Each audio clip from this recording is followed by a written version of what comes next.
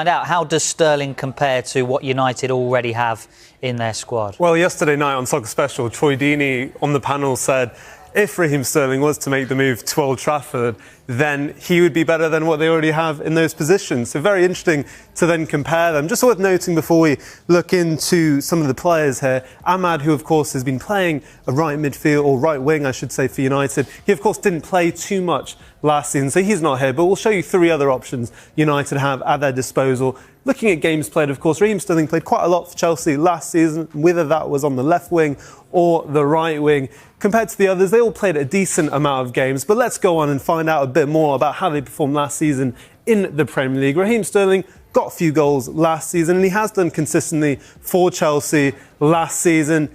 Anthony, perhaps, as we know, struggled a little bit towards or throughout this season to find his best form. But Marcus Rashford, Alejandro Garnacho, playing predominantly on the left wing, both contributed to United, but perhaps Garnacho a bit more consistent. Let's look at the assists. In terms of that, it's probably not a lot really to look into that, really, in terms of to differentiate between these players. The only thing I would probably highlight is Marcus Rashford perhaps didn't really reach those levels of previous seasons last year, and Anthony again struggling, but Raheem Sterling, Garnacho perhaps in front as we go through last season. Looking at the minutes per goal, again, we've already talked about Anthony's struggles last season, but Raheem Sterling here, 247.6 minutes per goal, but his games played were slightly lower. You look at Marcus Rashford, Garnacho, who predominantly played on the left wing, were perhaps a bit more consistent on that front as well, considering they played more games. Chances created now, and this is where I would probably draw my own conclusions, because I think when you look at Alejandro Garnacho, of course he has played a lot of games for someone so young, but he's really made that left wing position his own when he's had the opportunities. You look at Raheem Sterling, he's able to do a little bit as well on both wings, considering he did change position a little bit. The other two, Anthony and Marcus Rashford, not so much. But let's look at touches in the opposition box next. And again, I think this is where, when it does come up, Alejandro Garnacho, when it does come up, it's absolutely fine. But what I will say is, when we did look at those stats earlier, Garnacho was really leading the four of them again. And for me, Raheem Sterling could be a good addition because he can play both the wings, of course. But for me, if that maybe stumps Garnacho's progression, is it worth it? I mean, what do you both think? I've been surprised that Garnacho has not started the season for Manchester United, given his productivity last season. And whenever I watched Manchester United last season, I thought he was their best player. I was very, very impressed. So a little bit of a surprise that he sat out the first two games, albeit he's an excellent option for Manchester United to have from the bench. And maybe perhaps that tells you something about how good Diallo's been on the wing for him to have got the nod on the right-hand side. My concern would be, if you look at all those players other than Anthony, Sterling, Rashford, Garnacho, would you say that, Nabaid, that all of them, their best positions on the left? Probably, and so then you've kind of got the problem of where does Sterling fit in, but as we saw at City, Sterling can play off the right. Sterling can also play through the middle, to be honest.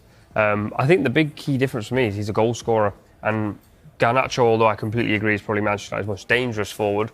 He's still young, still often makes mistakes in front of goal. Rashford's been out of form, like Dan said.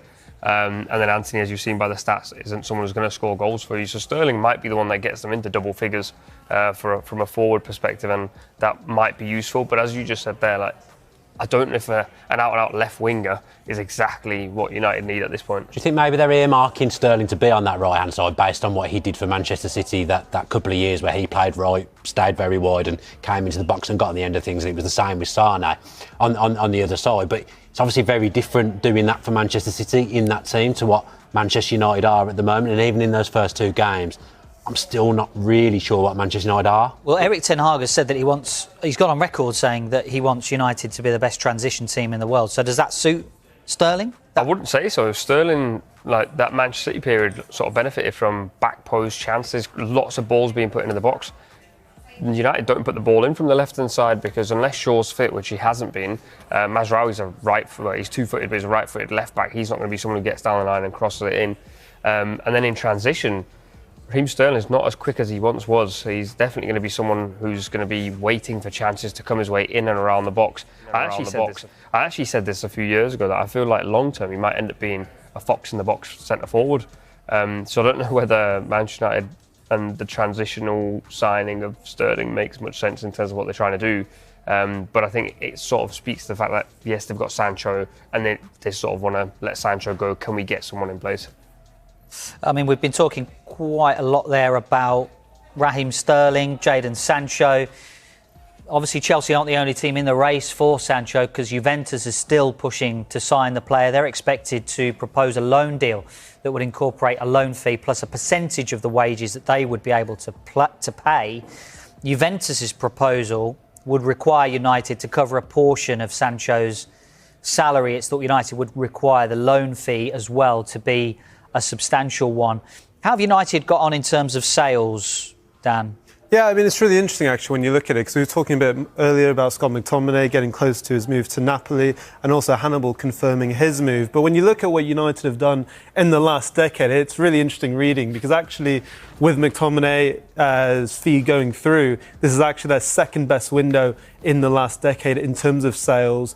And I think what you have to also acknowledge is, the likes of Aaron Wan-Bissaka, Willy Kambwala are all part of that total as well. But what doesn't show up there are also the players who left at the end of last season, likes of Rafa Varane, Anthony Martial, who left at the end of their contract. So wages-wise, they would have been off the books as well. So I think you do have to look at what United have done in terms of their new structure. Omar Barada in as CEO, Jason Wilcox as the technical director, and Dan Ashworth as the sporting director as well. They've been able to change United's strategy, and mentioned with Hannibal, that we're seeing more of the likes of sell-on clauses that have been included in a lot of the players who have left the club. So you would hope, for United's point of view, in the future, they're going to recoup a bit more money if those players move on in the future. So it's a different strategy, and clearly it's worked so far. We start with what could be an incredible transfer involving Jadon Sancho and Raheem Sterling. Both Chelsea and Manchester United are in talks over two separate deals for the players. All deals are being discussed, so that means a loan with an obligation, and a permanent deal, all on the table right now. Chelsea's proposal to United was always going to involve a player moving in the other direction. It's thought Ben Chilwell and Sterling were the players being offered. Any deal for Sterling would have to make financial sense for United, given the wages that are involved. So once again, we are heading towards a deadline day and talking about Jadon Sancho. If this happens, and when I say if this happens, it's Sancho to Chelsea, Sterling to Manchester United. Does it solve a problem that both sides have got right now? Can I shock you, Dave? I Go on. like this for all parties, so both players, both clubs. I think this makes complete sense. I think you've got two players at their respective clubs that aren't in matchday squads at the moment. They're not going to get picked, and probably not going to get picked in the near future. Sancho to Chelsea, I think he's a good fit within the makeup of their squad in terms of the age profile of the players that Chelsea have been getting in over the past few windows. Obviously gets him back to London as well. I think Sancho, at this point, you were kind of touching on it the other day, this next move is massive for him. He needs to go somewhere and settle. I feel like Chelsea would be a better environment for him than Manchester United at the moment, given everything that's happened at Manchester United. For Jadon Sancho, for Sterling, it's clear that he's surplus to requirements. If you look at Manchester United's window, what they've actually done is they've been signing a lot of players, not younger players with high level experience, players that have played at the highest level, and Raheem Sterling fits into that as well. It wouldn't be clear where he'd naturally fit into their 11. At the moment, you still feel like they're quite heavy on the left-hand side, not so heavy on the right. But saying that, Sterling played a lot of his best football at Manchester City from that right-hand side. So I just think, given where both clubs are at the moment and given where both players are at the moment, I do think that everyone will be better off for this, if that makes sense. I think also with regards to Raheem Sterling, apparently he's nicknamed at Chelsea as Uncle Raheem. And I think United probably could do with a bit of an uncle in the forward areas. I'm not saying he's an uncle, but that little bit of experience. Me and Dan were just speaking off air about Garnacho having to play off the right.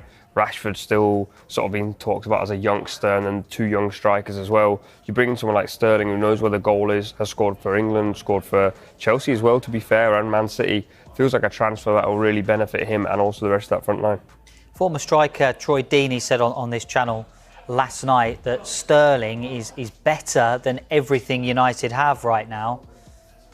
Do we agree with that? Troy Deeney saying that Sterling is better than everything United have got? I think what Nubaid said there is really accurate, especially when you look at the options Manchester United have at the moment. On the right, they have Ahmad and Anthony, and then on the left, as you mentioned, Marcus Rashford and Garnacho.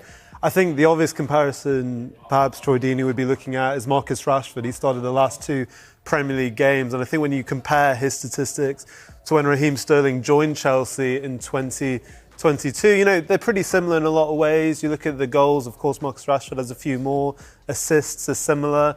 But I think, you know, what this graphic doesn't really show us is Marcus Rashford has been really out of form in the last year, you know, and I say that in, you know, not in a disrespectful way, but we saw his purple patch after the World Cup in Qatar, and he's really struggled to rediscover that form. So I think, you know, actually on the balance of it, you'd probably want Alejandro Garnacho as a young player to be coming into United starting on the left, but in the first 2 Premier League games he's persisted with Rashford. So does adding Sterling, who would predominantly want to play on the left, you would imagine, add to that, or would that create a bit of a what do you do with 5 wingers? I think we'd have to find out, really.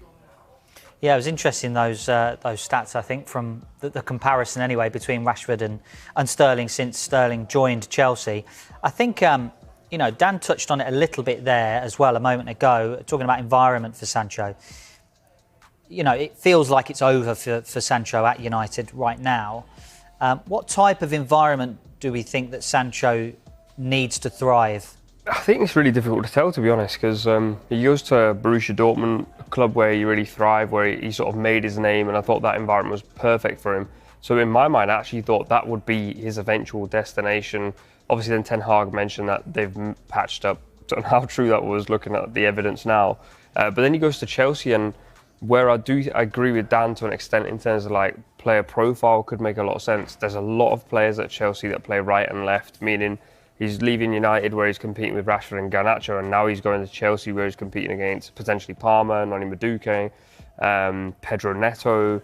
They've got a lot of wide forwards and generally just a lot of forwards. But I think in terms of environment, if Enzo Maresca wants a player, he tends to treat them quite well. Players tend to speak very highly of him, so that might work in his favour. I do think in this deal, he's probably the one that's kind of going, I probably didn't mind just going back to Dortmund again. I think Sancho maybe has suffered at Manchester United by them. I think over the last few years, or ever since he's been there, you wouldn't say Manchester United have had a set framework or a way of playing. Nabaid touched on it there, that I think Chelsea under Maresca will have that. Maresca showed at Leicester that he has his methods, he has his ways, and he'll pick his team and base his team around his own methods. Maybe Sancho finally having a little bit of structure back in the Premier League would help him. Yeah, I think also added to that point, Enzo Maresca loves technicians, and although Sancho is a winger, he's a wonderful technician. The ball's stuck to his feet all the time, so he's got the athletic forward, so it might balance out that he now has a forward that is more ball dominant, a bit more of the Jack Grealish mould than like a Pedro Neto mode. But yeah, it's really difficult to tell because generally there's going to be competition, how much game time will he get, and so on and so forth. I think the evaluation of both of these deals, as you mentioned, Dave, these would be 2 separate deals between the clubs for both players. And I think when you look at Sterling's contract, he has 3 years left at Chelsea, Sancho has 2, but Sancho's still just 24 years old. You know, you still look at the potential left in his career, the heights he could still potentially reach. So it'll be really interesting to see what the valuation on the players will be in terms of the value, because Enzo Maresca has already made it clear that Raheem Sterling isn't going to be part of his 20 or so, 25 squad that he's working with. Whereas Eric Ten Hag has taken the alternative stance of saying Sancho's very much part of our plans. You know, we've put the past behind us. He's just not making the matchday squad, but I'll have players throughout the season who will miss out. So it'll be really interesting to see how these 2 clubs, if a deal is to progress, how they kind of work out where the evaluation of these players are going to kind of rest at. I think maybe if, let's say, Sancho went to Chelsea off the back of just being at Manchester United, you probably ask a little bit more questions around the move. But because he had that loan spell last season at Dortmund, because he played so well in that Champions League run, people have kind of remembered that there's a brilliant footballer there, and he is more than a winger, like Nabaid said. So I actually do think if Chelsea are going to have a lot of games as well, they're going to have the Conference League. You're going to see a lot of different players playing for Chelsea. This could actually be the kind of thing that he does need. I think in an ideal world, he probably does go back to Dortmund, but we know he doesn't really fit into how Dortmund do their transfer business. That was a one-off opportunistic loan that Dortmund took up on him last season. But he definitely needs a fresh start. I think being in London, where he's from, will probably help him, maybe help him feel a bit more settled, because he kind of felt settled over the last few years with the way his career's been. There could still be other incomings at Chelsea as well in the next couple of days. Chelsea have made a move to sign Ivan Toney from Brentford. Chelsea are after a proven goal scorer to be their new number 9, and have been also linked with a move for the Napoli striker Victor Osimhen. And now Gianluca Di Marzio at Sky Italy said last night that Chelsea are willing to send their first offer to Napoli in the upcoming hours for Osimhen. Chelsea, it seems, pushing hard for a number 9 in the next couple of days. If it was a straight shootout between Ivan Toney and Victor Osimhen, who would you prefer to have? I think from Chelsea's perspective, what they need from a number 9 is someone that's... No one guarantees goals because moves can go in different ways, but I feel like Toney is more of a sure thing for Chelsea than Osimhen at the moment. I think Osimhen's had a difficult 12 months. I think his stock has fallen. I think there's more question marks over Osimhen than there would have been 12 months ago. I think with Ivan Toney, he's probably not a pure goal scorer like Osimhen, but what I think he does do, I think he's a very, very good facilitator. If you look at what Chelsea are building in the front positions in terms of the players that play wide and the players that play number 10, I think there's potentially a lot of goal and assist output from the players that play in those positions. And what I think Toney does as a number 9, I think that would be more beneficial to the players that Chelsea have in the building already than what I think of Osimhen. Also, I think Jackson... You don't want to stunt his development. I think there's a good striker there in Jackson. I probably didn't think that when he first joined, but at the second half of last season, I started to watch more of him and think, yeah, there's something to work with here. I think if Osimhen comes in, I think they've got too many similar traits, and I think that would harm Jackson. I think with Toney, they're completely different strikers. So although Jackson probably wouldn't play every game, I think he's more likely to get football with Toney there because they're different types of players. So for me, if it was me in charge of Chelsea, I'd want Toney. I'm split because I think although there is the argument that Ivan Toney is potentially a sure thing, he does score a lot of penalties, and I don't think Cole Palmer's going to give up pens anytime soon. And Osimhen, as I was told by one of my friends, is almost allergic to taking pens, so they won't have that debate. But I do see the argument of bringing other players into the game, but then I also think Chelsea are going to have so many creative players that actually just having a man who's in the box and wants to score goals in Osimhen might also work. In reality, it's a phenomenal problem to have. You've got Ivan Toney, who's a Premier League proven player, and Victor Osimhen, who I feel like probably with all the noise going on at Napoli, is kind of going like, my time here is done. I've won the Scudetto for them. He's a hero over there. Now can I go and do this elsewhere? And I think Chelsea feels like a really good place for that to happen, because although obviously Nicholas Jackson is there, you'd imagine he'd come in and be the number 1 straight away. Yeah, Napoli tend to be fairly difficult to do transfer deals with. They're always tough negotiators. 2 days to go then. What's the feeling? Do you think that Chelsea will get a striker over the line before the deadline? I mean, you said it there, Dave, when we were talking about Ivan Toney initially, that Chelsea want a proven number 9 goal scorer before the deadline. So it sounds like they definitely want one. But having watched them against Wolves, yes, Wolves defensively were a bit shaky in the second half, but you look at kind of all the creativity, Dan, you mentioned all the talent they have already in-house. I think we have to also strip it back to what are the expectations for Chelsea this season. It will be a Champions League spot, I think, would be successful for them. You look at the squad they have, you would think that the talent in that squad can definitely do that. I look at the 4 that ended that game: João Felix, Pedro Neto, Cole Palmer and Noni Madueke. I mean, that front 4 is going to trouble quite a lot of defences this season. Now, whether Nicholas Jackson and Felix score the goals themselves, we'll see. But there's definitely enough goals, I think, in that team to challenge for top 4 and, to play some really interesting football. And I agree with you, Dan, in terms of I don't want to see Nicholas Jackson's development stunned, because I think there's definitely a player there. He's only 23 years old. And I think between him and Felix playing perhaps a false 9, they definitely have enough options there.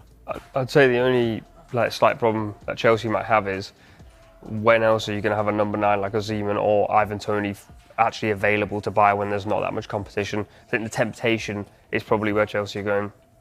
We could get Osimhen in through the door and no one's going after him, so I'd be tempted. And obviously it's a transfer show, so I just want more transfers. Sterling's potential move could lead to a significant dilemma for Manchester United. Manchester United is currently exploring a surprising transfer move for Raheem Sterling, which could see the out-of-favour Jadon Sancho heading to Chelsea in a swap deal. Just 3 years ago, Sterling, Sancho, and Marcus Rashford were central to England's near triumph in a major tournament, representing the bright future of English football. However, fast forward to today, and all three find themselves at a crossroads in their careers. Sancho, once a highly touted talent after his explosive stint at Borussia Dortmund, has struggled to replicate that form at Old Trafford and now finds himself surplus to requirements under Erik ten Hag.